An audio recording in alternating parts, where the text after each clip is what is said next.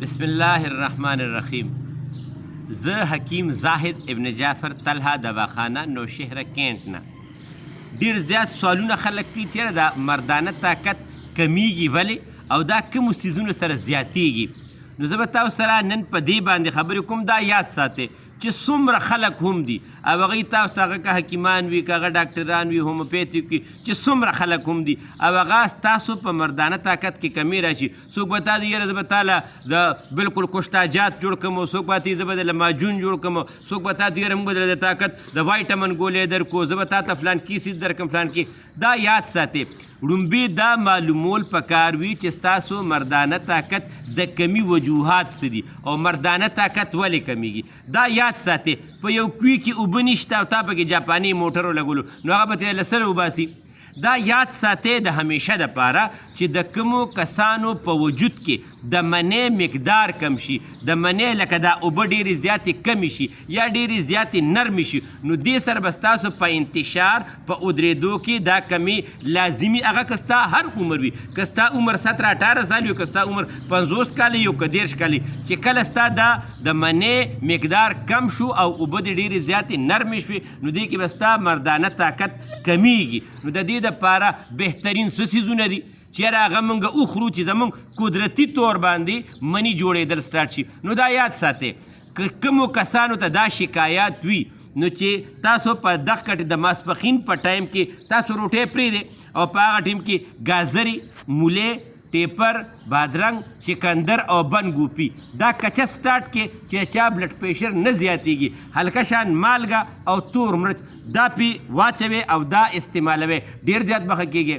چې کومو کسانو کره د پیو مقدار لکه پیور کره ښه ښکلي وي روزانه یو ګلاس یا نیم ګلاس تړم پې او هلکه شان نیمه چمچ کورني غوړي دا دې د پیو سره د شپې په مړه روټۍ پسې 40-50 منټ بعد سټارټ کړي الله تعالی به ښه کافي ټیک کوي. چې کومو کسان خاریو کې وي هغوی له پکار داري چې هغوی عموما د ماسپښین د روټۍ نه بعد یو یا 2 امرود او یو 2 کیلې دا دې خوراک سټارټ کړي. ځینې کسان داسې وي چې یاره کجورې او غوزان او داسې دونه زیات استعمالوي هرګز نه. دا یاد ساتئ چې کوم څیز ستاسو په وجود کې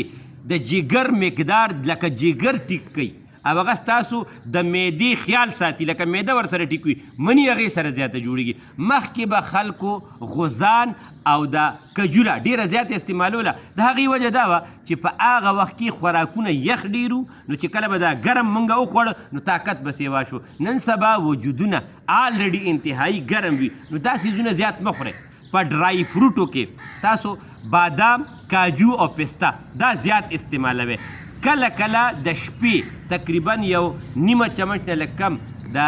اوس کې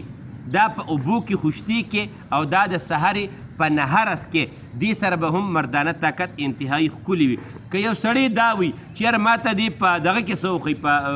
جړي بوټیو کې نو دا یاد ساتئ تاسو ځان له مالکونډې دې ته خارخس کوئ 100 ګرام خارخس 50 ګرام دې سره سالبي مصري 50 ګرام دې سره موسلی سفید او 50 ګرام دې سره چلکی اسبغول. د چلکی اسبغول نه علاوه به دغه 3 څیزونه ښه ښکلې پوډر کې اکه پوډرو کې به دا چلکی اسبغول واچوئ او دا به مکس کې او دا روزانه یو ګلاس تړمو پیو سره 1 چمچ سحرې په نهره د ساري په نهره چې کوم دی نو هغه بیا پیو سره نه استعمالوي هغې اوبو سره خوړی شي او د شپې نیم ګلاس تړمو پیو سره دا 1 چمچ سټارټ کې انشاءالله تعالی دې سره به ستاسو 2 فایدې کېږي. منی به مو هم زیاتیږي انشاءالله تعالی مردانه طاقت به مو سیوا کېږي او منی به مو ټینګېږي هم او څلورمه فایده به یې دا وي که چېرې ستاسو سیمن انالیسس کې د جراثیمو مقدار کم وي هغه به مو سره الله تعالی ښي لکه په اولاد کې هم ستاسو که بچي نه کېږي د جراثیم د کمي د وجې هغه به هم دې سره ټیک کېږي. نو چې چاته دې نه علاوه بیا هم څه مسله وي او هغه کمزوري محسوسوي نو زما د ټلیفون نمبر دی 0333 91 38 479 033 9138 479 په دې رابطه وکړئ او الله تعالی به خپل فضل کوي انشاءالله. السلام علیکم.